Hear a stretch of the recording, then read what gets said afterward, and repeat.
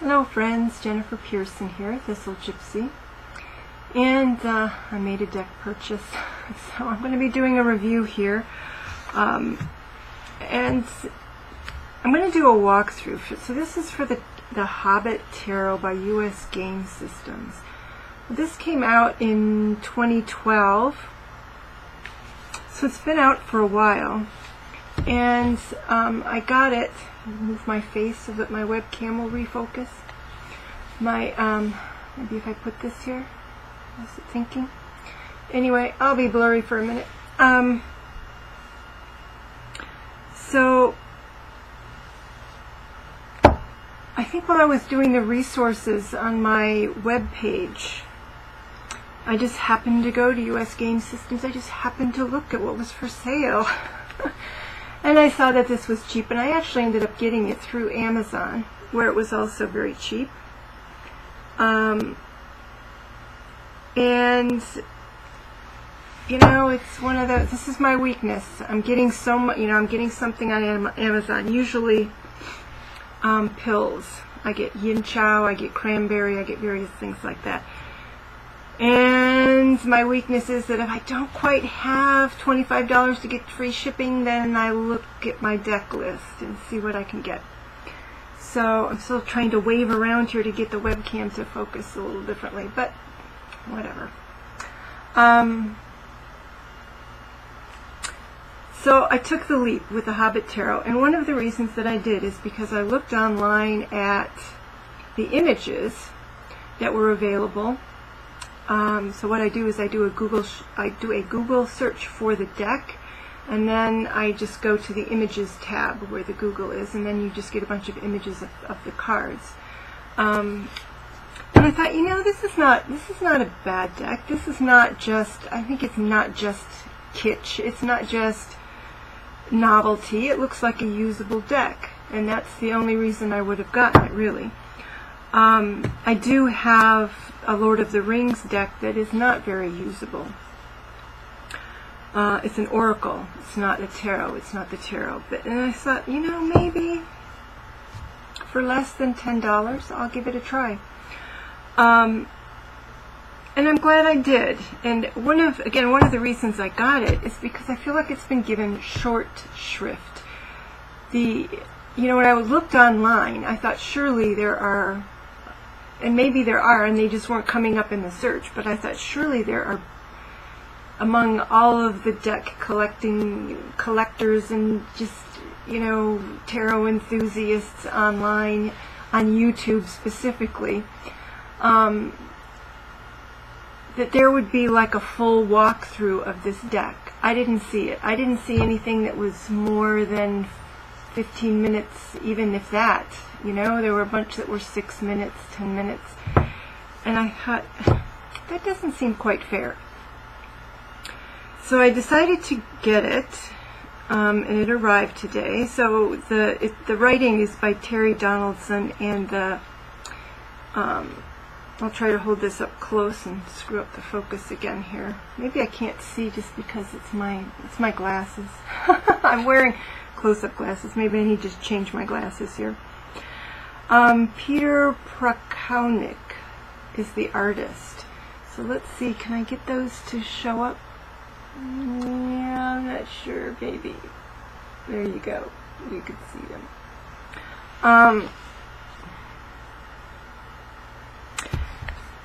And can I nitpick this? Yes, I can nitpick this, and I will.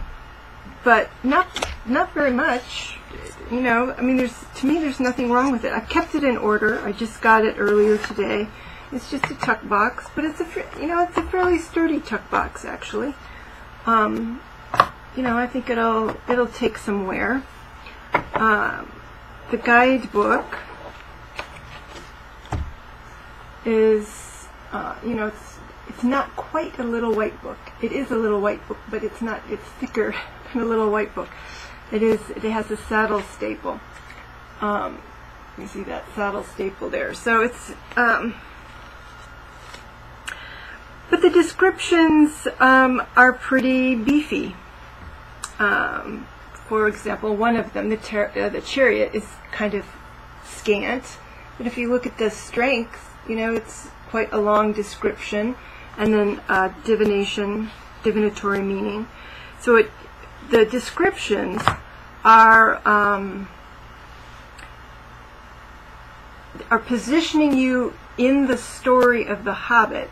So they're positioning you in the story of the Hobbit that the image is referring to. So when you see the image, that's telling you where in the novel, where in the story that image is coming from. And so that actually can be quite a lengthy description to orient you why you've got that image on the card, what portion of the story that card is representing. And then they have the divinatory meanings, which I think are pretty standard. I didn't look closely at them. I have not read The Hobbit for quite a few years.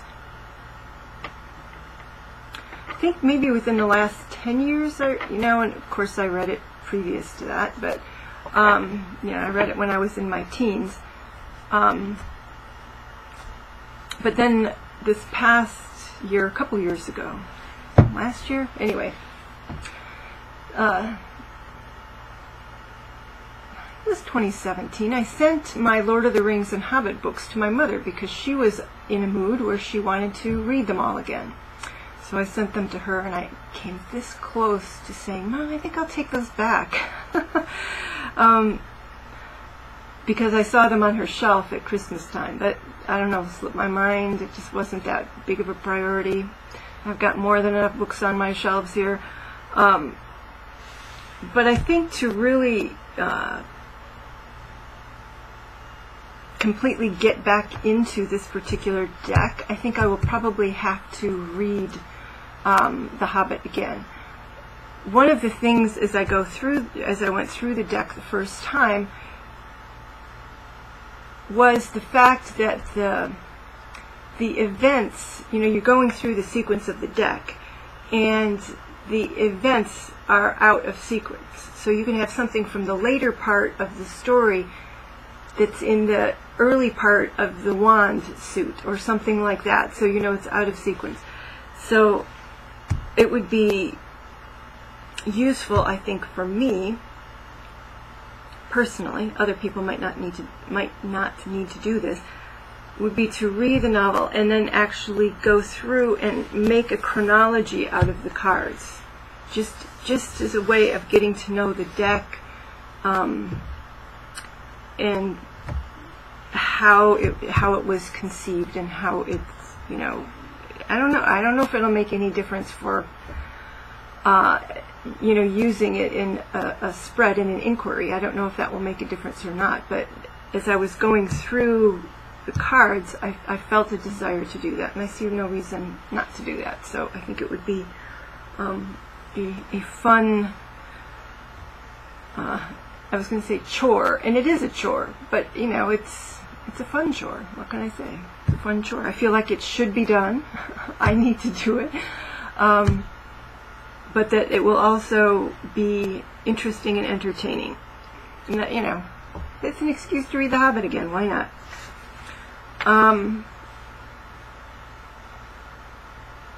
So, one of the, it was a funny thing. So what I was doing, what I was most curious about, was who is represented on the various cards, because it's not at all clear to me just going through. And there are some reasons for that.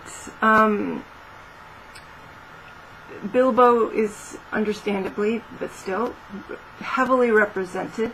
So he is represented in a variety of court cards, as well as a variety of the other cards, depending upon the situation that he is in at that time. So, and then we have Thorin Oakenshield is, I can't say overrepresented, but he's represented more than once in the cards, and I can't remember if it's the courts. And of course Gandalf is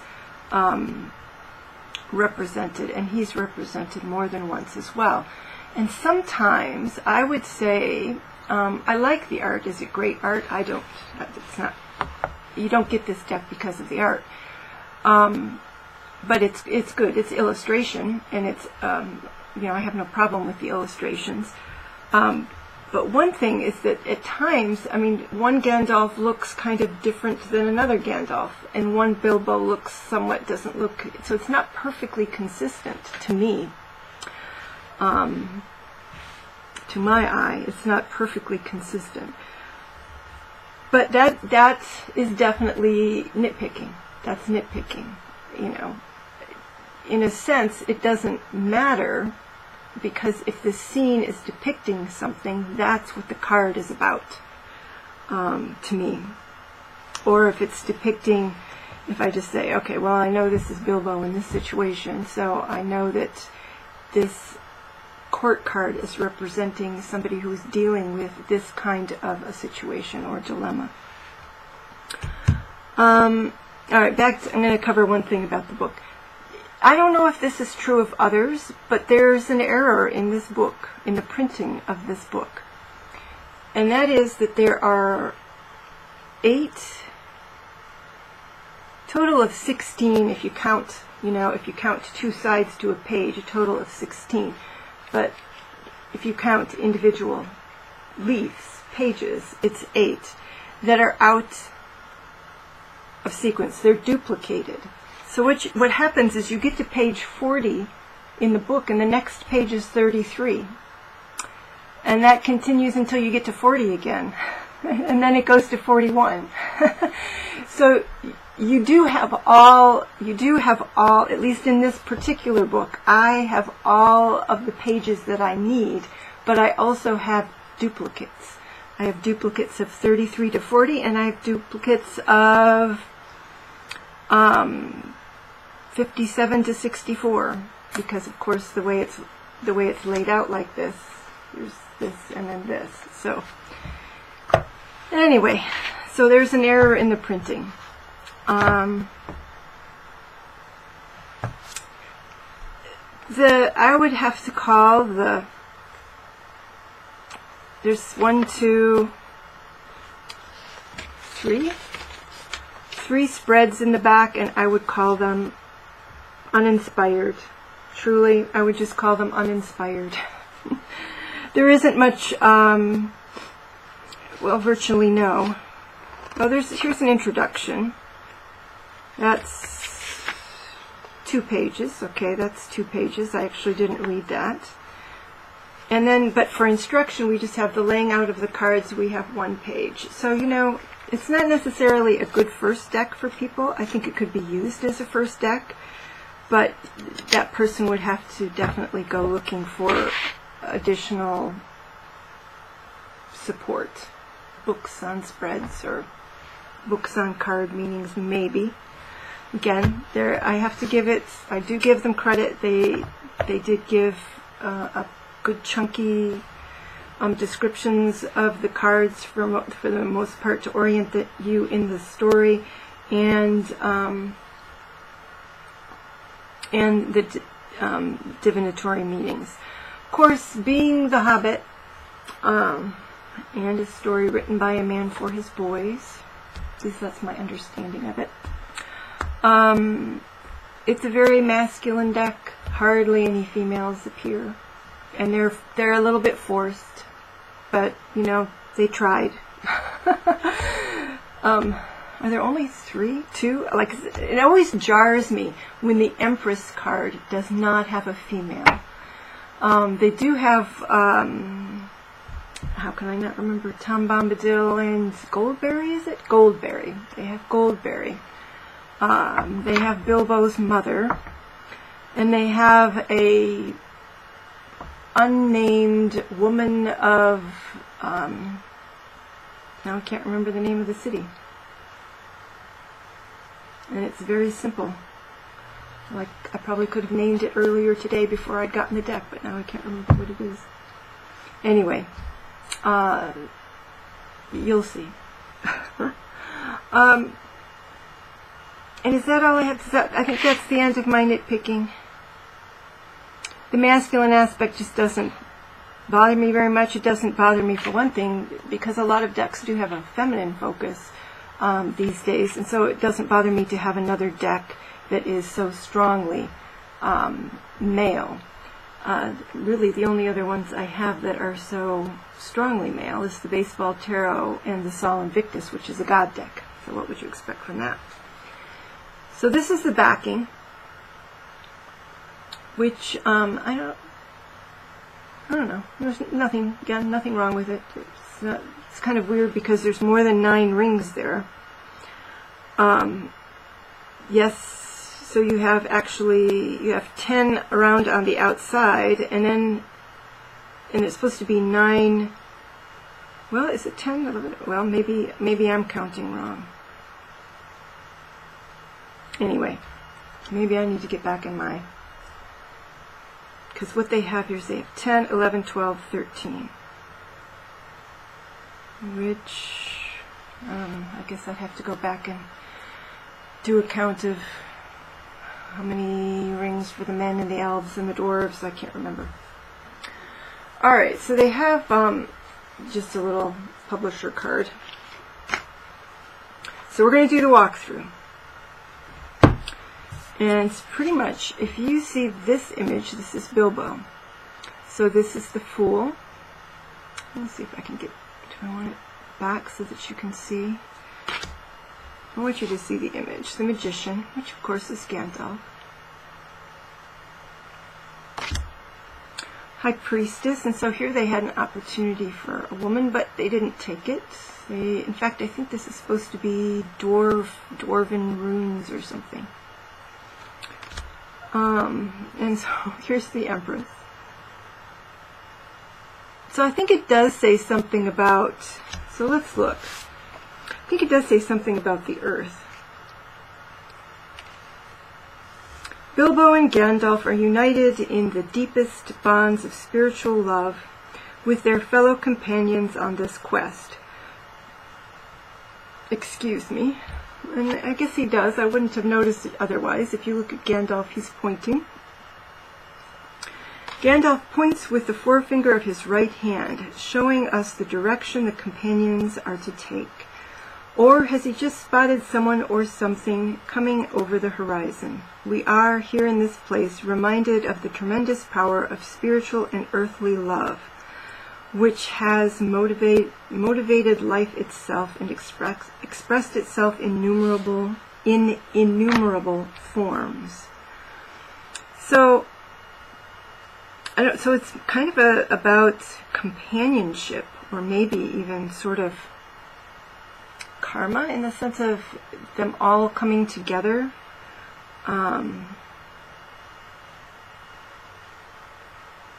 so the divinatory meaning says harmony, creativity, sensual pleasure, and abundance. So in their description, I didn't see abundance. And even creativity. Harmony, maybe sensual pleasure because they're out of doors. In a spread it shows that now is the time to encourage greater harmony and love in your life. This card has a connection with the arts, fertility, prosperity, and gain. So, to me, it's like they're taking, the card is about the story, but they're trying to make the divinatory meaning, they're trying to put it back in the traditional tarot. And that kind of, to me, that's a disjuncture. It doesn't make sense. I would rather just stick with the meaning of the card in The Hobbit. That would be my inclination. But I understand why they chose to do this, because then whoever buys the deck has that choice. If it shows another, this person will be important in assisting you towards these goals. So if it represents another. It can also show the role of mothering, either literally or symbolically. So maybe Gandalf is kind of taking the role of the mother figure here in terms of pointing the direction, I suppose. Yes, it can also show the role of mothering, either literally or symbolically. Reversed, it shows greed, sensuality, and possessiveness. So, there's one. The Emperor. They chose the Elf King for this one. Interesting choice. See, this is where I would have expected to see Thorin, but that's okay. He's a lot of other places. The Hierophant, and pretty much every wizardly figure shown here is Gandalf. So even though when I looked at this, I thought of it as more Saruman-ish looking, I don't think Saruman appears in The Hobbit, and it is intended to be Gandalf. The Lovers. So they did manage to get a woman in The Lovers. This is supposed to be Bilbo's parents. And I actually like that. That makes some sense to me in the traditional sense of the Lovers being about a choice that has long-term repercussions. And so their getting together and having Bilbo as a child ended up having very long-term repercussions for many different people that they could not have foreseen. The Chariot just shows everybody on horses. They're traveling, I think. Strength, I think this is the first Thorin. So this is Thorin. We have Bjorn for the hermits, which is cool. I like that. That makes sense. And Bjorn appears again in another card as his bear form. The Wheel of Fortune, and this makes a lot of sense as well. The Wheel of Fortune is Gollum and Bilbo. You know, in the sense of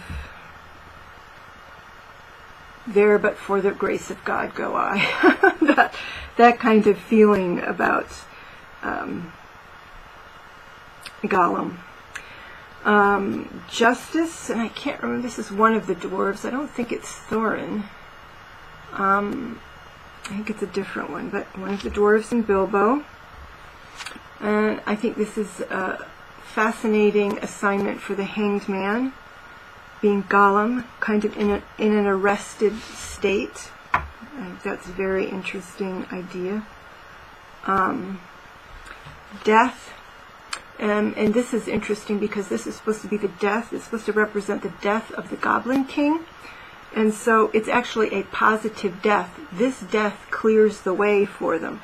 So I think that's fascinating. This is weird. Temperance. And the story they were telling there was Bolg or something. It's a goblin. This is the one who kills Thorin, I believe. Alright, we're going to look, because I was dedicated to giving this thing some time.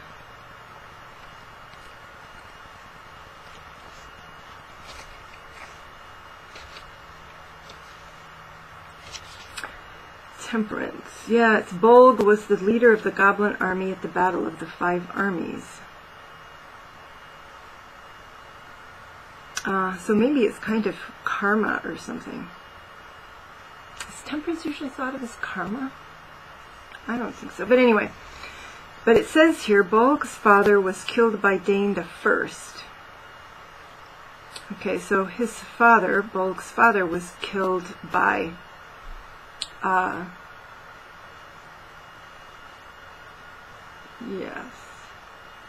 was killed by a dwarf. Okay, his hatred of the dwarves was rekindled when the great goblin was killed during an encounter with Thorin Oakenshield and his companions. With a host of wargs and a cloud of bats, Bolg, there's your cloud, I don't see any bats. Bolg gathered an army throughout the Misty Mountains. Okay, and so he eventually kills Thorin Oakenshield. So there is a karma aspect here. Karma coming to roost. Anyway, so this is the goblin that ends up killing Thorin Oakenshield, and whose father, I guess, was killed by Dane, who is another dwarf king. So there you go. The devil. So I don't know. I just don't know. I would have liked to see the ring as the devil, to be honest. I would have wanted the ring to be the devil. but, and almost doubly, because they make Smog both the devil and the tower. So Smog is the devil and the tower, and it's like the ring. The ring. So there you go. There's that. So I do that doesn't make me very happy, but it is what it is. The star. This is supposed to be the entrance to Smog's lair. Here we have Gollum again, who supposedly hated the moon.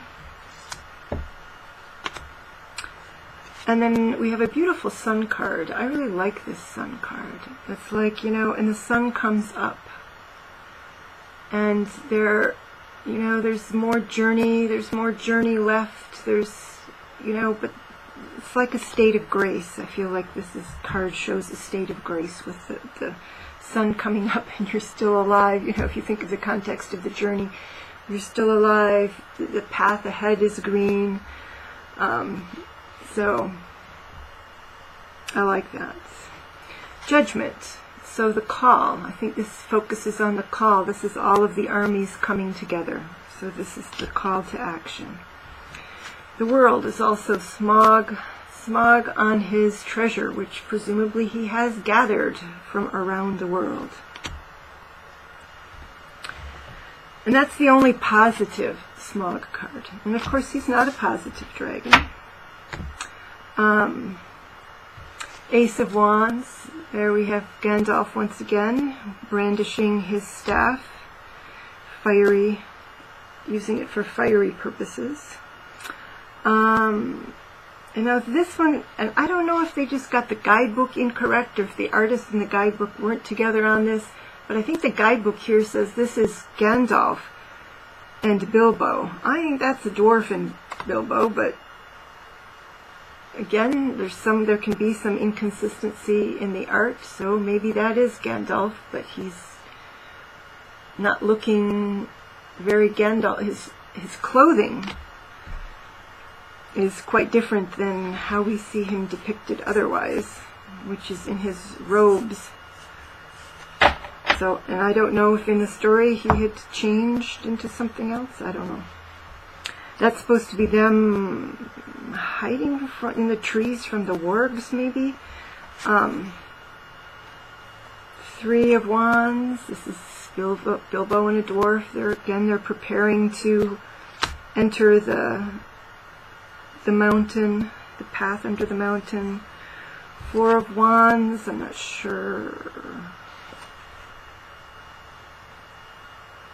Certainly one is a dwarf. I think that's Gandalf again. I think that's Gandalf as a warrior. Four of Wands. Let me even look at that. I'm curious. Just to kind of give you a sense of, again, changes in the art. Well, maybe not. It says Four of Wands. Maybe it's two dwarves, even though the one guy looks rather slender for a dwarf.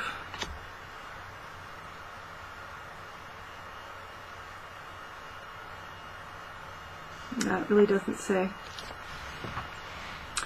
Okay, Five of Wands.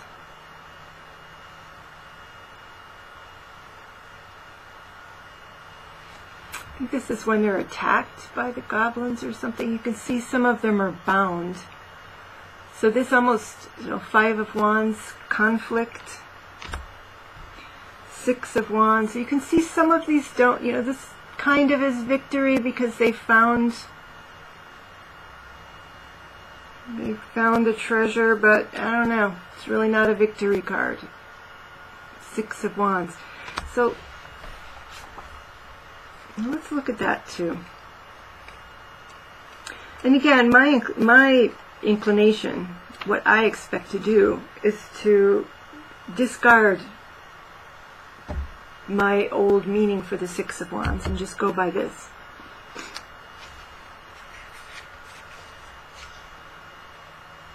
The Great Goblin asks them what they have been doing in his territory. Thorin Oakenshield steps forward and explains that they were passing on their way to visit relatives. So things get tense. So it's like somebody tries to be honest, but also they see the goblin cleaver, the sword. So they end up being almost more swordsy, though. The wands end up being more swordsy.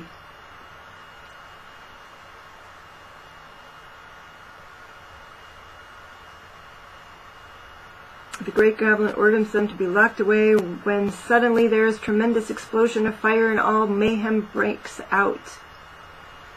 So this is when Gandalf saves them. So it's Gandalf's victory. Okay. Seven of Wands. This is again Gandalf using his wand to burn one of the wargs. The Eight of Wands. So here you see the eagles. The eagles are featured in more than one of the cards. I know that this card is explained as the eagles coming to lift the companions out of the trees to save them from the wargs, but here it makes it look like the eagles are directly attacking the wargs, and I don't know that that ever happened. I don't know. Again, I'd have to read the book. Nine of Wands. This is the giants. And I don't really remember that much about what the giants did. But there's the giants. And so again, Ten of Wands is kind of like the Ten of Swords here. In that this is, even though the wands, there's a black arrow. The black arrow is there. So this is Smaug deceased. Okay? He's fallen from the sky. Apparently he's gotten caught in a tree. So there's the death of Smaug, is the Ten of Wands. Page of Wands. Again, this is just Bilbo again. It's supposed to be Bilbo looking at a map. Knight of Wands is Bilbo, and that thing in his hand is supposed to be the Arkenstone. Queen of Wands. Here's the Lady of... I almost had it. It's making me crazy.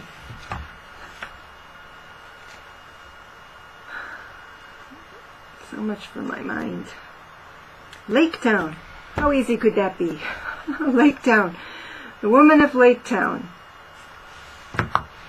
You know, just showing that she has plenty there. But so I don't know. It is what it is. King of Wands is the eagle. The King of Eagles. The eagles. And I think for every court, in every court there's one animal. So here's the King of Wands.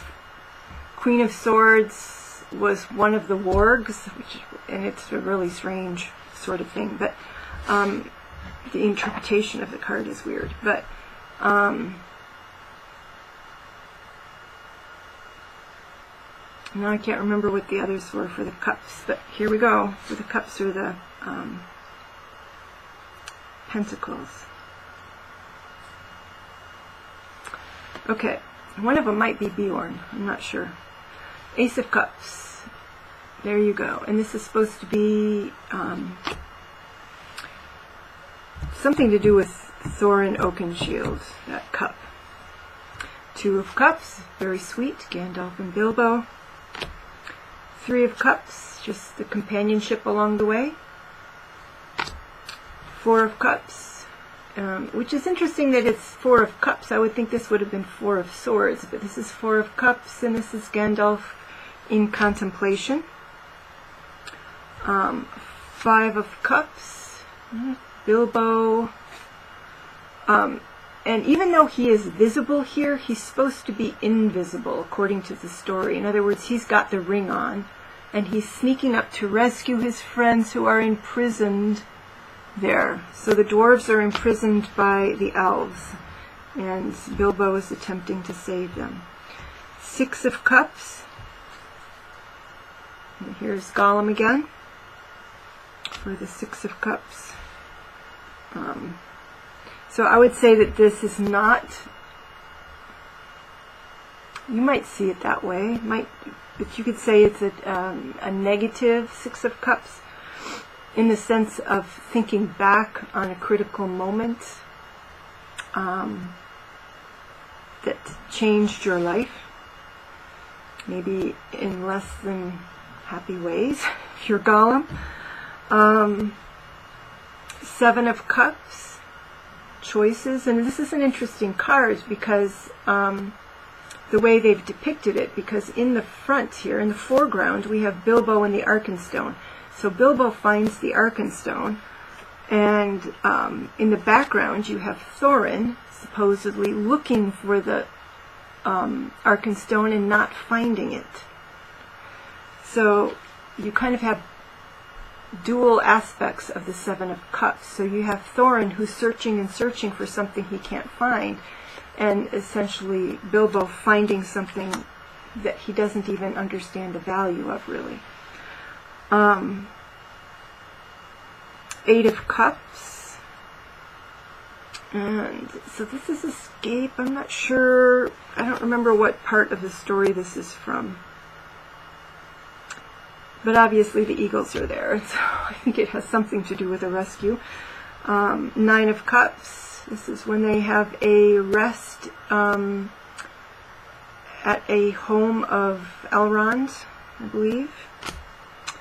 10 of Cups.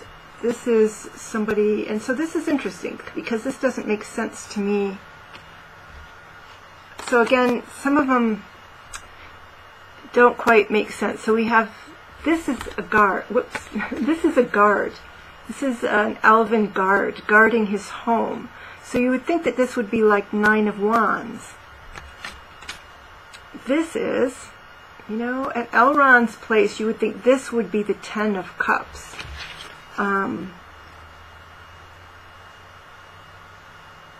Or even the 4 of Wands would make a lot of sense. If you were matching the story in the cards to a Rider-Waite-Smith interpretation of the cards, you know. Anyway, so things to get used to. I don't think that Rex Ruins does anything about the deck. Probably what I'll end up doing is, once I get to know it, is I will be ignoring the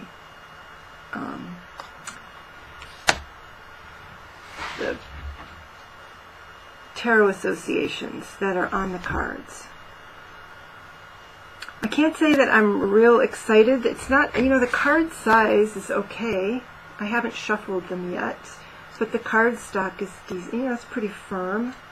And it is good card stock, actually. It is good card stock. It has bend, but it's not flimsy. So, but you know, so I'm not real anxious to trim it. Page of Cups. And I think that's supposed to be Elrond. That's this artist's depiction of Elrond. Knight of Cups. I think, I'm going to look this up, I think that's supposed to be Gandalf again. Or maybe not.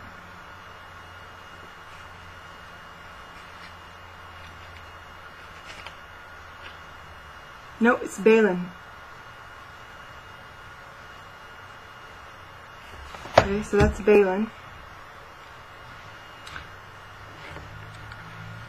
And here's Goldberry. And in the background you have Tom Bombadil. So, you know, why isn't she the Empress? Why isn't she the Empress? That makes a lot more sense to me. King of Cups is actually Bilbo. Bilbo. So I had thought that there was an animal in every one of the suits, and I'm wrong, because in the cups there is no animal. Ace of Swords. So Ace of Swords, this ace is specifically Thorin Oakenshield's, I think it's Orchrist or Orchrist sword. And then this, Two of Swords, is Orchrist and Sting. So that's interesting. So the swords end up meaning something quite different. It's more, it can still be indecision. Which one of these are you going to use in a given situation? But then the Three of Swords is about unity. All right, Three of Swords. So here we have Glamdring, Gandalf's sword, and Thorin's sword, and Bilbo's sword. So we have all three of them together. So that's really interesting. And Four of Swords, you don't have any more swords. I don't know if they're running away or if they're just, I don't know. Let me look.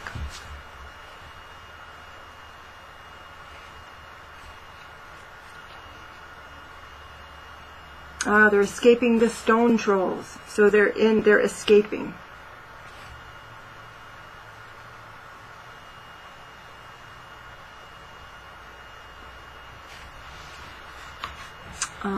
So you might say it's sort of a lucky break there, but Five of Swords. Five of Swords, and I think that this one dwarf was kind of acting as a scout. We see two of our dwarven companions alerted to the approach of the spiders, okay, and attempting to escape. So it's referring to that. And here we have the wargs, and we have Bilbo getting up into the tree, Six of Swords, so that is more escaping. Seven of Swords, looks like we're under the mountain.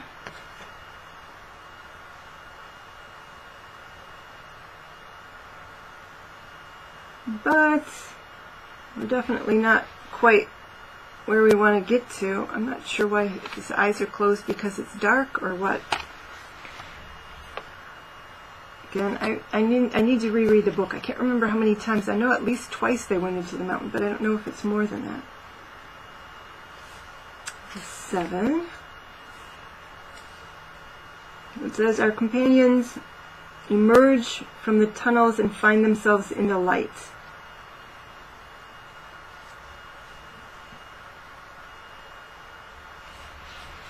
So it's interesting. And they're talking about what happened, and there's a confusion there, and how Bilbo got left behind somehow. So, and I kind of like that about, you know, the part of the story that it refers to in here for each of the cards gives kind of a range of the story. So you can interpret the card anywhere within that range of the story. So, and I like that, because then it gives you some range for interpretation. Eight of Swords, and that's Thorin, who's been captured by the elves. And Nine of Swords, I'm not sure, but I think that this is people gathering. So again, not a traditional meaning. No, this is the companions. Nine of Swords. They're looking toward a lonely mountain in the distance. And I guess they know that the army is coming. The goblin and warg army is coming.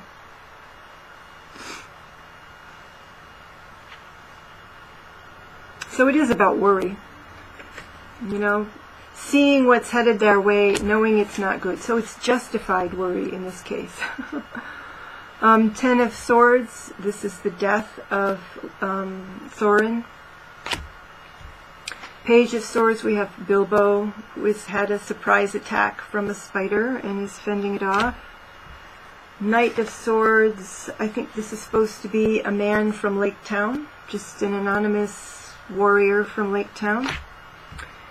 This is the Queen of Swords, and this is the one I'm like, what?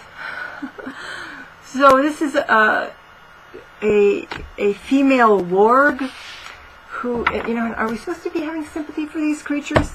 Now, do I love wolves? Yes, but that's not what these are exactly, you know, they're wargs. And so she's supposedly, you know, crying for the death of all of her fellow wargs. So it's just like she's the last one left and she's mourning them. So, I mean, that would almost be a Three of Swords kind of a card. And we have that for the Queen of Swords. So, that's a little weird. I think this might be Thorin again. Let me look. And again, he looks so much like a man instead of a dwarf, but I guess we all have our opinions on what a dwarf should look like. Where's my king?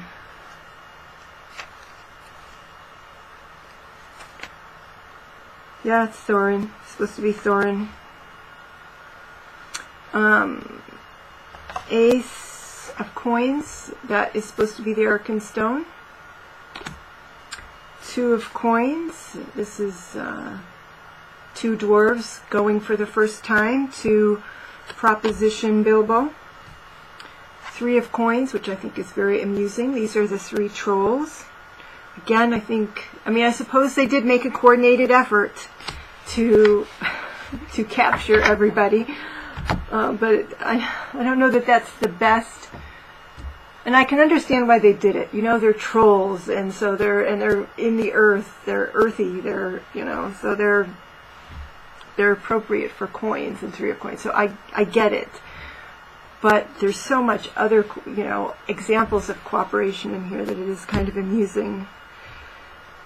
I could mildly object to their using the trolls here as opposed to somewhere else.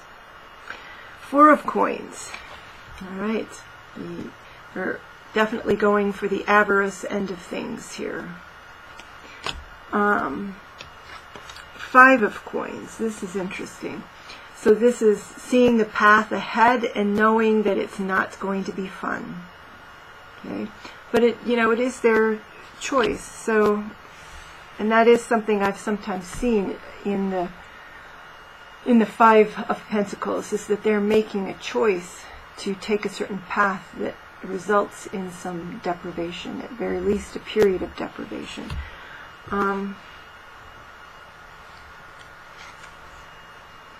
Six of Coins.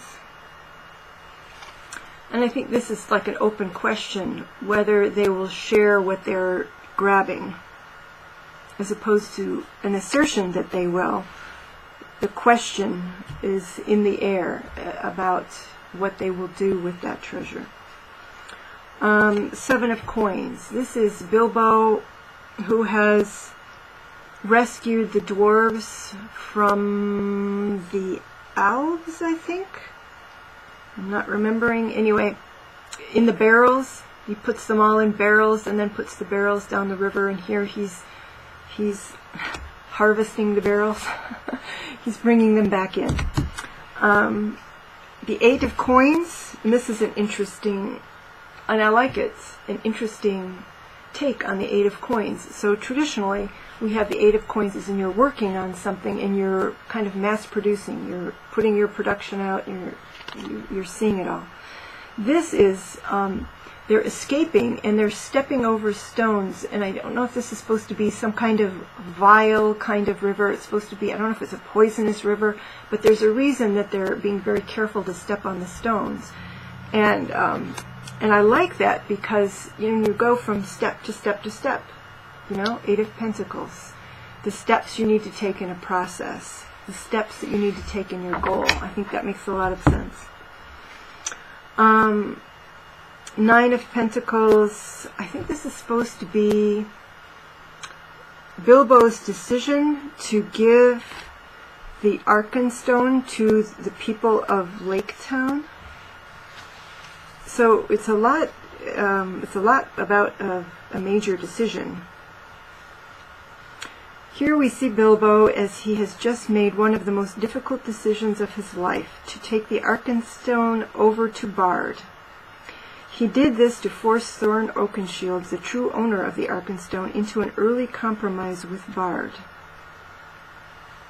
Okay. He knew full well that Thorin's stubborn dwarfish nature would refuse any kind of deal, particularly made under threat of arms or besiegement.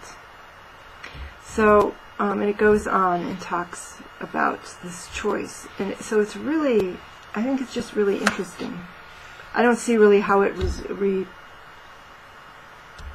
refers at all to the traditional Nine of Pentacles, but it's interesting. I mean, I would have, again, second guessing, I would have probably put that with Temperance. To me, that makes sense as Temperance. Maybe this will be one of those decks, Lord knows I've done it before, where I take the associations off and I reassign the cards. I don't know. 10 of coins. 10 of coins, so there you go. The marvelous field of potential, of riches. Okay, so here's our page. This is Bjorn, Page of Coins. Bjorn in his bear form. Knight of Coins, which is interesting because with arrows, and arrows often being associated with either swords or wands, that we would probably put Bard with the wands. But here he's the Knight of Coins. You know, I would have thought with the coins being earth, you would have represented a bunch of dwarves here. But no, they're doing the people. So Queen of Coins. This is the same lady, with her basket of apples. Now she has a broom. She's cleaning up after everything. This is the Queen of Pentacles. She's the lady from Lake Town. So there she is.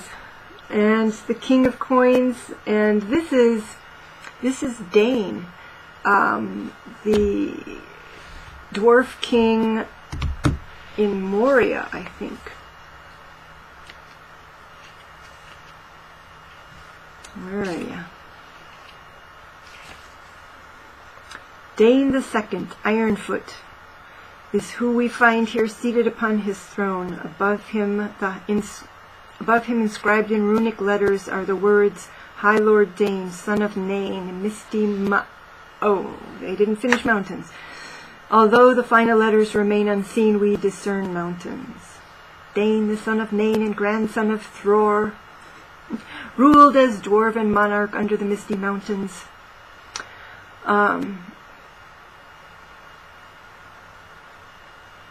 So it says, after successfully taking over the dragon's lair at Lonely Mountain, Thorin Oakenshield contacted him for reinforcements. Dane quickly mobilized a force of 500 dwarves. So we do have one dwarf in our pentacles. But anyway, I think this deck has a lot of potential. So I've rambled about it here, so now anybody can look and find a review of substance on the Hobbit Tarot. So I'm going to conclude here, and then I'm going to get off of here, and I'm going to do a second video that is a deck interview. So I'm going to do a deck interview with this, but I didn't want to do that until I had done a step-by-step walkthrough for people. I think this is going to be a nice shuffler. So let's see.